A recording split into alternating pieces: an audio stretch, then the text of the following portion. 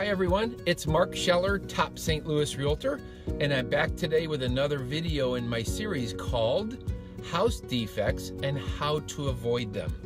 The topic of today's video will be heating, cooling, and systems issues.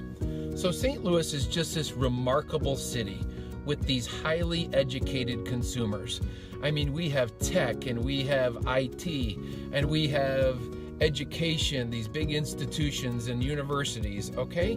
But it seems to me that lately a lot of these brilliant minds, especially in the last 5 years, have been going out into the deep waters of real estate, and they have been making decisions while they are armed with a smartphone and an app that they got from San Francisco.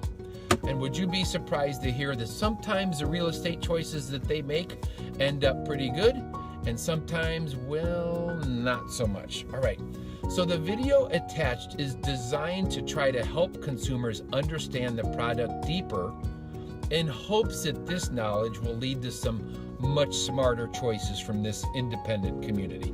Okay, so contact me back. I welcome your comments and experiences, and stay tuned.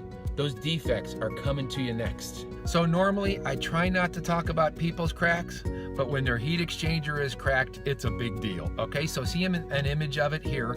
As a furnace gets old and it's gone through tens of thousands of hot, cold, hot, cold, hot, cold cycles, these heat exchangers inside the furnace, which are like hot plates standing up in the furnace, oftentimes just expansion, contraction, and eventually they'll crack like this. When they crack like this, not only is it ugly, but what it does is carbon monoxide can get into your breathing air, and that's not right.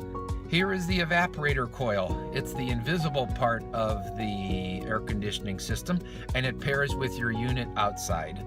All of these little tubes and welds and all of these things in here, over time they get formicary corrosion. Ooh, fancy word, Mark, you know? And then the Freon or the Puron starts to leak out and your air conditioner stops working.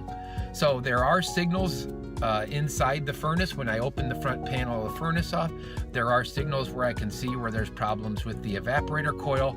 These things are about $1,000 a piece and they're kind of hard to see.